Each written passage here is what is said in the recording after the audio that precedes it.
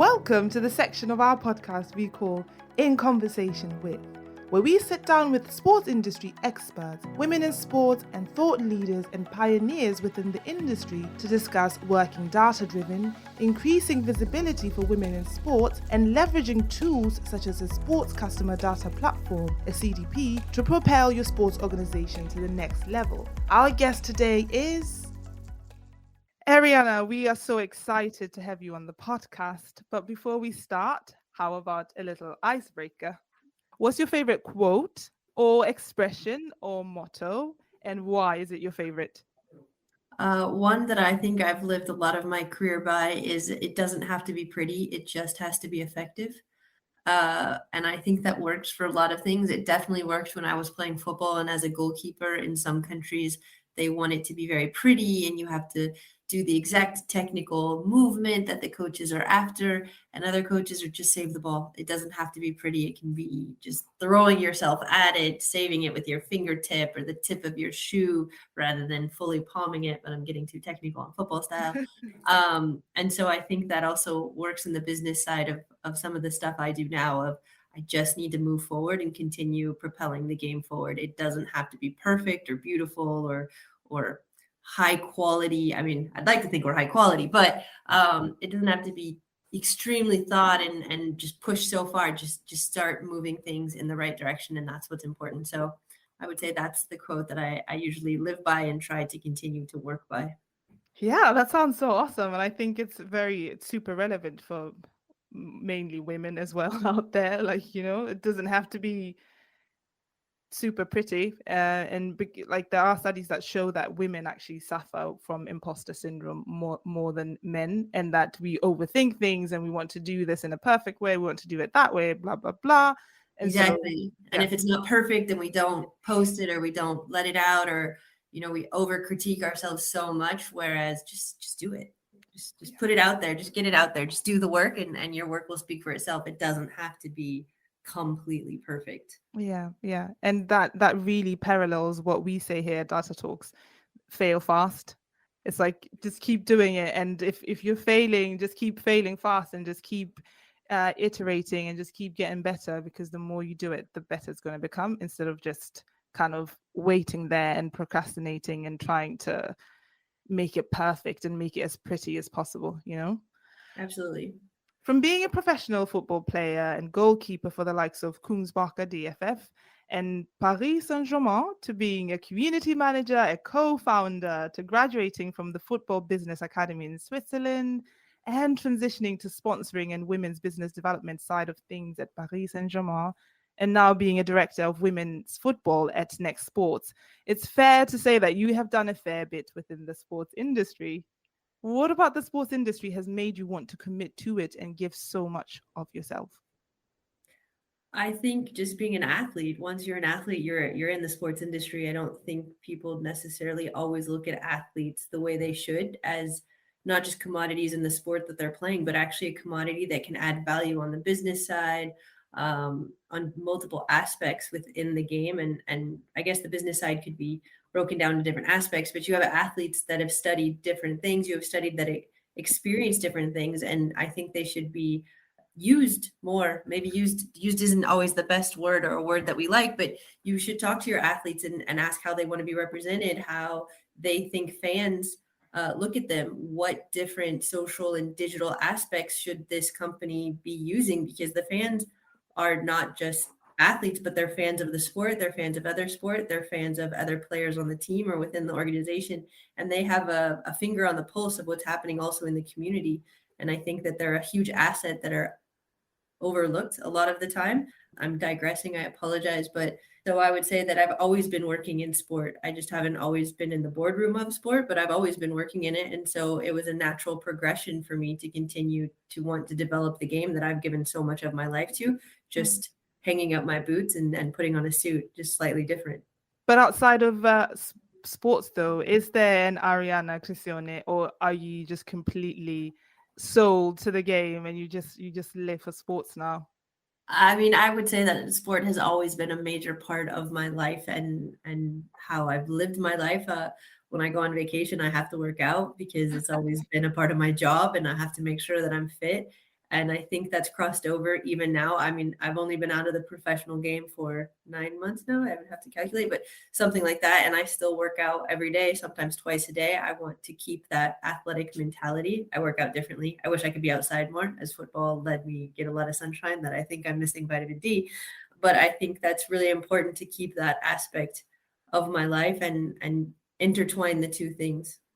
I mean, it sounds like, your journey so far has been extremely epic, and you have most likely so many amazing experiences that you cherish to this day. But what would you say, when looking back, would be the biggest highlight in your career in sports so far, if you had to pick one?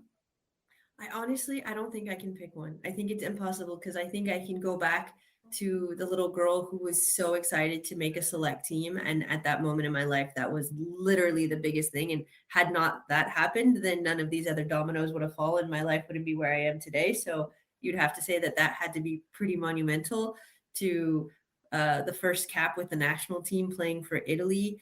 And I know I'm going to miss stuff even too. My career has, I like the word you used, epic. The journey has been epic. To winning the league last year with Paris Saint-Germain. We were the first women's team to ever do it. We've literally gone down in history, and nobody can ever rewrite that history. We were the first team. And so many small things in between. I don't always think it's always those really huge moments that are the ones that stick with you. There's some of the ones of getting knocked down and literally a teammate putting out their hand and helping you up, and that changing everything about the day, or working with a certain athlete, or saving a certain goal just in practice, and how proud of yourself. So I honestly don't have one moment. I think it's all just a great epic moment put together. I'm thinking, there's like this expression that life is a collection of moments. And you described this so well, because I guess that's the same thing with progress and achievement overall, that it's like you said, maybe it's just your teammate helping you out in that little moment that makes a huge difference. So that's amazing. But then what would you say if we take the opposite side, looking at your career so far? Would you be able to pinpoint a challenge that you think has been the greatest challenge for you? I think at different moments of your life, you spoke it perfectly. At different moments of your life, things seem bigger or smaller at that moment. And looking back, some moments are like, wow, that was a lot bigger than I realized at the time. And I really overcame something amazing. Or that seemed like the end of the world, and it was such a small, insignificant thing. So those vary. I mean, there's goals that I was scored on that at the moment thought like the end of the world, because it meant we lost the championship, or we were out of something, or I was just really upset to get scored on. So probably every goal I've ever been scored on that I thought was my fault, I would love to go back and change. Obviously, I had a huge event, losing the national championship and making a huge error in a major game on national television. That would be one. And I had a huge injury that also set me out for 18 months. But even these things, I would never go back and change, because I would not be where I am today had I not lived through them and learned how to overcome them. So it depends who looks at them. I'm sure they're terrible in some ways, but just look at it. It helped me with this epic journey. I'm going to continue with this phrase. I really like it. Yeah. Great phrase. Yeah. And it made you wiser as well. So just like you said, and just, fail fast, like Lorraine said as well. You learn from doing. So it's, I think it's not even just that though. And it's not even just those moments of what I learned, but it's the people that I was able to come across. My partner I met because of my injury, and had I not ever gotten injured, we would have there's no way we would have ever crossed paths. I'm sure of it. And so I'm very happy for us to be together in the life that we've built. And had I never been injured, we would have never met. So I can never go back and take away that injury, even for personal aspects, or as Lorraine, like the Arianna that's off the field or something like that. Sport has affected all aspects of my life, and there's things that we forget that happen, that aren't directly related to the sport or to that terrible event, but that change everything about our lives. So there's nothing that I would change or that I look at that's the worst thing ever. But if we were to zoom out a little bit and kind of look at the sports industry as a whole, what has been one change over the years that has made you really optimistic about the future of women in sports? one change. I think there's been so many recent changes, and especially in the last couple of years, or even just since the 2019 Women's World Cup, and then you can go back to the 2015 Women's World Cup that had huge influences. I think one thing that I really like seeing right now that I think is going to make a huge difference in the game is FIFA and UEFA unbundling the rights to the women's game so that we can actually see the numbers and prove the financial investment that sponsors want to have in the game. I think this is going to be vital in pushing the game forward. We've had numbers in the past that have been educated guesses or assumptions because the money has never been actually allocated just for the women's side. And so I do think this is going to make a huge difference. I think the expansion of leagues and men's clubs who have decided to invest in women now within the Football Money League, the top 20 teams, every one of them has a football team. And these are teams that are playing with a lot of money. And I don't think they would create a women's team if they didn't see value from that investment. So I think that's big. I think there's so many. You guys really like this individual picking out thing. I'm not one to like, can't find one thing good, one thing bad, one thing innovative. There's just so much. But I guess maybe that's a great thing then, that there's just so much that you can't even like pick out one single thing. Because if there was only one thing that all of us could talk about, then that would be a major sign that maybe change is not happening fast enough. So it's really great that you have all these like different sort of amazing moments and challenges and changes that you've seen that you're really, really excited about.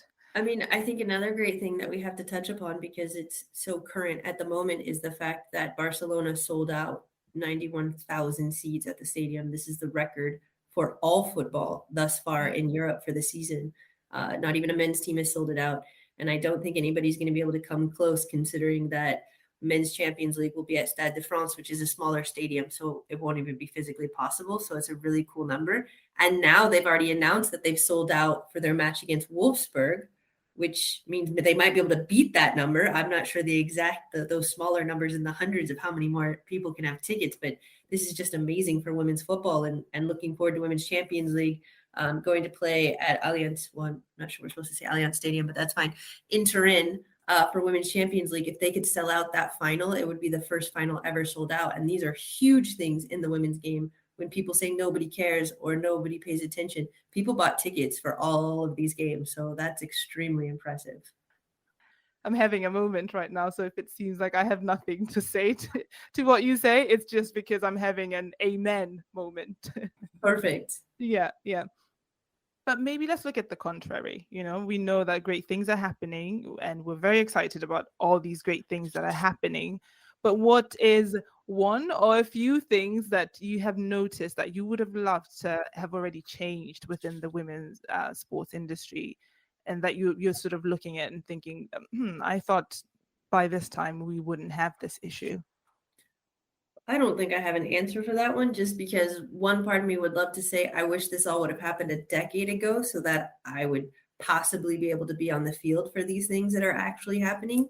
But there's another part of me that's the same idea. Had I not lived through all of the difficulties that I had within the women's game, from not being paid on time to playing on horrible fields to having to sit in an airport for 12 hours because the team didn't pay for the cheaper ticket that was nonstop, or all of these things, I don't think I'd be able to work in the game and have as much passion to help develop it and continue it forward so that other young girls and women now don't have those same experiences, that we have 91,000 seats sold, that we have sold out, that we have sponsors, that we have women making good money to play the game. I think maybe one thing by now I would like to see professionalization of the game and to stop talking about salaries. We're not there yet. We don't have enough commercial investment to make the same salary as our male counterpart. Now, that's not to say we don't deserve the same respect. That's not to say the clubs don't need to invest into the game from commercial aspect, from digital, from a strategy being the most important, in my opinion. But I think by now I'd wish that we stopped talking about trying this equal pay. It's a nice thought, but it's not realistic. It's just not. If I owned a football team today, a really strong team, I wouldn't come out and pay my men and women the same if the product on the field. I would try to advance the women's game as much as possible so those salaries go up. but I'd like to see us starting to focus on a business aspect to develop a sustainable game and not follow in the men's footsteps of having these astronomical salaries on one end and then players struggling to survive on the other end. Can I tell you something? Actually, we were having a conversation with another phenomenal woman in sports, and she said something similar along the lines of what you're saying. And I think that maybe that's not something that you can just pick up an article and read about these opinions of like, look, there's certain practical things that we need to put in place before we can get to that nice big goal that we all agree that it would be great if we could all, you know, get equal pay and we could all get what we deserve and all that, those kinds of things. But there are practical steps that need to be taken in order to propel women's sports to that direction. And Absolutely. Mhm. I would rather see some of those articles giving more visibility to the stories of female players, to the stories of clubs that have had innovative marketing campaigns. I think these stories need to be told more than a continuous drone equal pay, yay, we got it, no, we didn't. This is not, in my opinion, going to develop the game or help any of us move forward.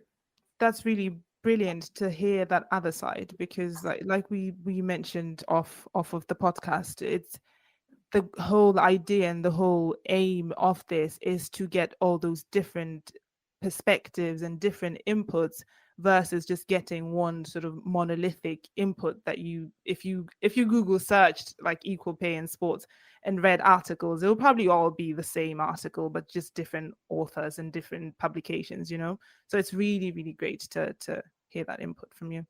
Yeah, no, absolutely. And hearing your ideas about this brings us to another question that is just in general about, women in sports as a topic. Because like you were saying, it's not necessarily only about equal pay. It's not about, justice, etc. It composes so many different things, right? So if you would think about women in sports, what do you think about just the word women in sports? Because it's so broad, like where would you place yourself if you think about this whole topic?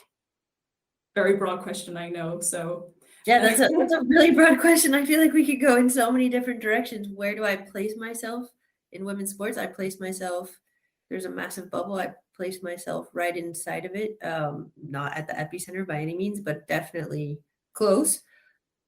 I think women's sports were having this amazing revolutionary development across sports. It's not just women's football. And I think the tide is rising for everybody. I think the more voices that we can get around women's football will then help the water rise for the other sports. I think the WNBA is doing huge stuff and getting massive investment. I think women's rugby around the world has had a huge investment. I didn't really know that much about women's rugby, but now I do. You have the hundreds that is put men and women's cricket together and started to develop that. So I think that's a huge thing too. And now we have at the end of this month, the first ever standalone, well, not standalone, but the first ever ticket. Oh my God, I can't think right now.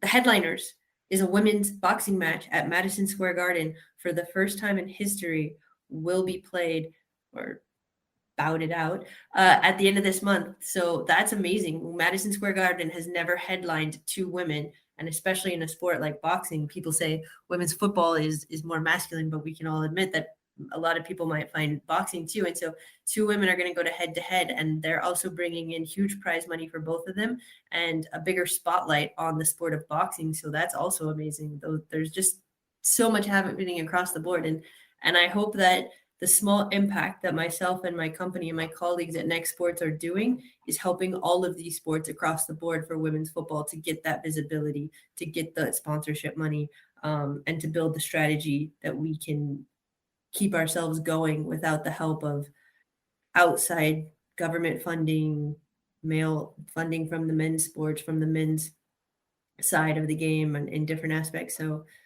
I hope that answers the question.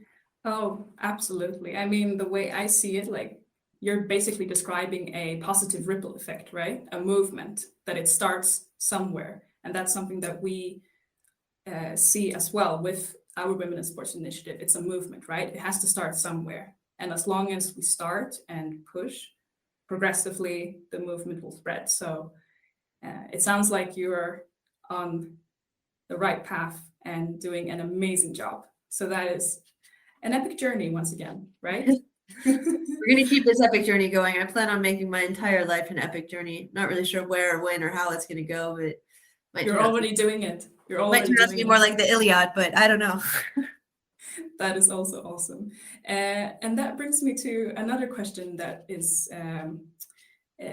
we think is very interesting for sports overall. And that is that, as we know, it's no secret that digitalization fueled by the pandemic has made it possible for fans and supporters to interact with different clubs, teams, etc., just sports organizations overall via different platforms beyond the stadium, right? So as a professional in the sports industry, what has fan engagement looked like over the years, specifically with your supporters? OTT platforms are really where women's football live. We don't live on regular broadcast. We've had to live in this kind of underground world because we weren't given the visibility on the major channels and on the major streaming outlets that was needed. And so OTT has really become synonymous with women's sports and especially women's football. Even now, Champions League is broadcast on OTT format, with DAZN and YouTube having a partnership with UEFA in order to broadcast the games, and all the work they're doing has been extremely impressive and allowing the regular fans, the diehard fans who've been there forever, to know exactly where, when, and how to watch the game. But it's also giving an opportunity to people who might not have been huge fans of women's football. It's just easily accessible to them. As soon as you open YouTube on the day of a game, it pops up. So this is really pushing that dial forward, in my opinion. It also allows just the fans to get to know the players more. The players' stories are what's so engaging about women's football, and how we've been able to continue the growth in the game is telling those stories. One, because fans like it, and two, because some fans don't know who all the players are because of a lack of visibility. They're not kind of in your face all the time on commercials in different aspects. And so OTT and social media from a digital perspective gives girls and women more opportunity for people to know their story and to want to follow them as a person, not just as a player. And there's just huge opportunities on both of those aspects. There's a lot to unpack there, and it kind of connects back to something that you said earlier, where you were kind of talking about the practicalities of how do we get women's football, women's sports, how do we propel it forward so that we can get to that point of equal pay, if you will. So I kind of want to explore that a little bit more and maybe talk a little bit more about that, like the practical steps that should be women in sports, or people that are involved in women's sports, should be taking to actually make that impact and propel women's sports forward. What do you think? Anything coming to your mind in that regard?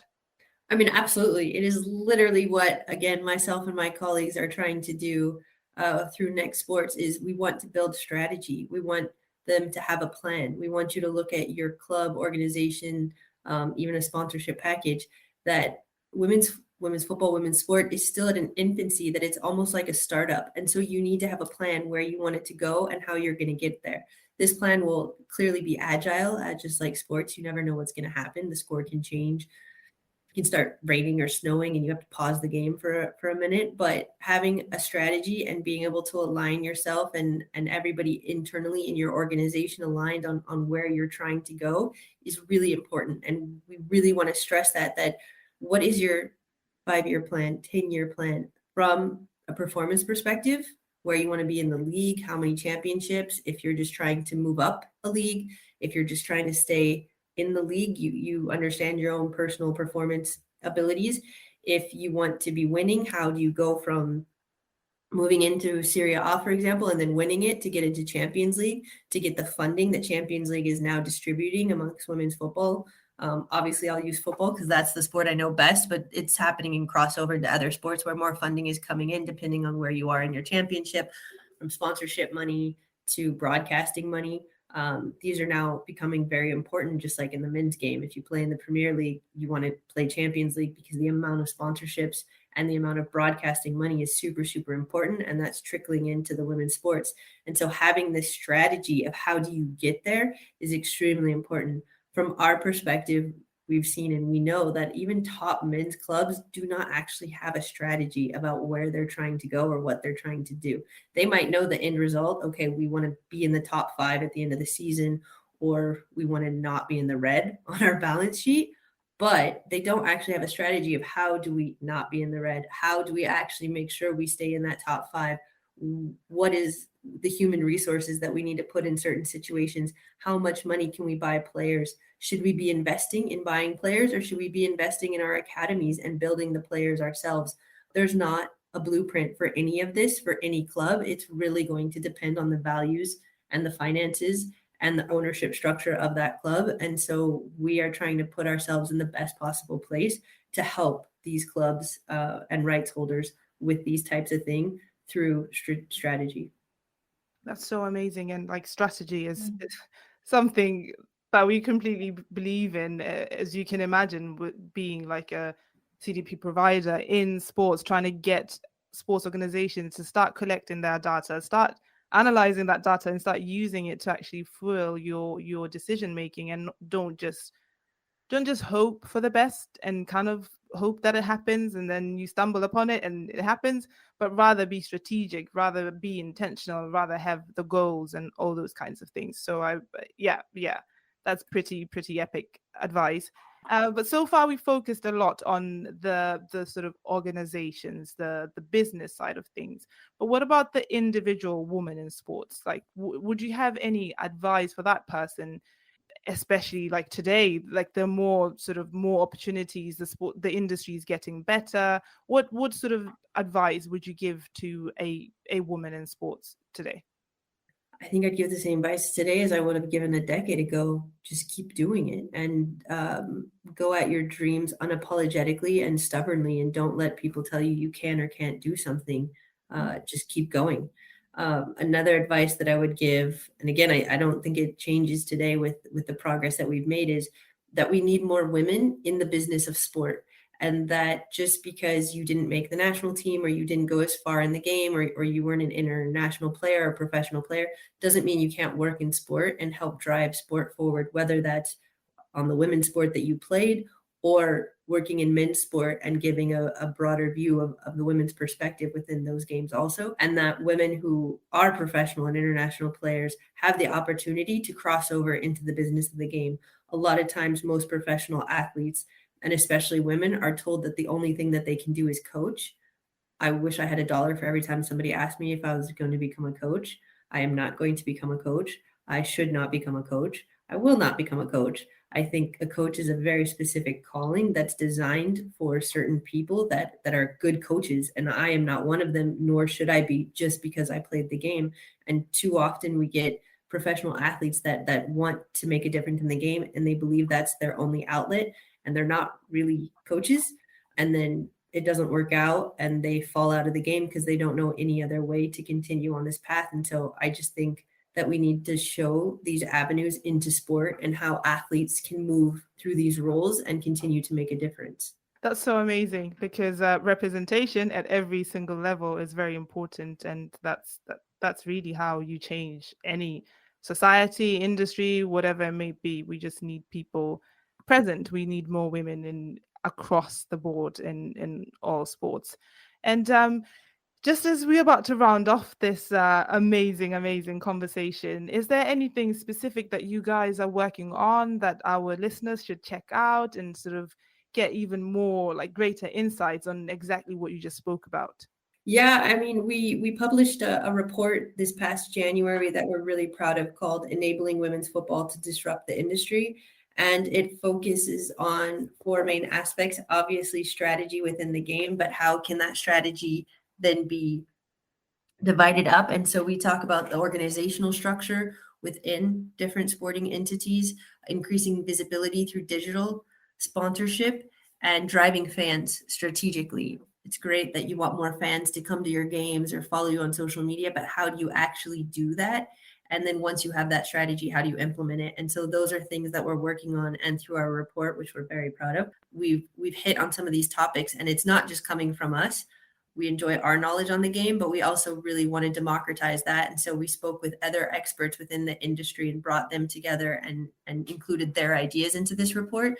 And hopefully soon we'll be starting to work on another report. They sometimes take a while, but we really want to continue these reports within the women's game so that this information is diffused. All you have to do is go to nextsports.com, and it's in the number 3 xtsports.com, and you can download this report for free. This is completely free information. And then we hope you download it, share it, start just talking about the different aspects. Do you agree? Do you disagree? Is there things that can be done better? Is there something that people would like to see more that maybe we can investigate for them? So yeah, we'd love for people to download our report and just discussing the game more. And final question, in 50 years from now, where would you like to be? What would you have liked to accomplish? 50 years, I might not still be around. Like, you guys know how old I am, right? Like, I mean, that's a long way away. But so here's the thing. I never try to look that far ahead because, as you guys said, it's an epic journey, and I joke it's become a little bit of an Iliad that you never know what's around the corner and where this life can take us. And you know, my opportunity to play with Paris Saint-Germain was because of an airplane. It was because I sat next to somebody on a plane, and tomorrow I could sit next to somebody on a train or have a coffee, or you never know. So I have no idea where I'm going to be in 50 years. I hope I'm still around. I hope women's sports is still developing. I hope I'm still laughing and joking, and then I'll be really happy. There's nothing in specific that I want, that I need to have accomplished. I think if I continue the way I'm doing it, I'm sure I'll be really stoked in 50 years, but God only knows what's going to happen by then. So just see what happens. Yes, absolutely. Wisely said. Arianna, it has been epic interviewing you. Thank you so much for joining us. Thank you so much for sharing with our listeners all these fantastic insights that you don't normally just get from a Google search. And this is why we do this. So thank you, thank you, thank you. Awesome. Thank you, ladies. Continue to keep talking to different women and having these voices heard and discussions happening. If your goal is to deliver a world-class supporter experience at every game, and you want to know how you can meet that goal and get started today, then visit our website at datatalks.sc and fill out our demo form to experience firsthand how we can help you. Or you can sign up for our masterclass or email list to get exclusive materials such as ebooks and case studies that will help you meet your goals better. Until next time, stay productive. Data Talks, we fill the stadium, you focus on the game.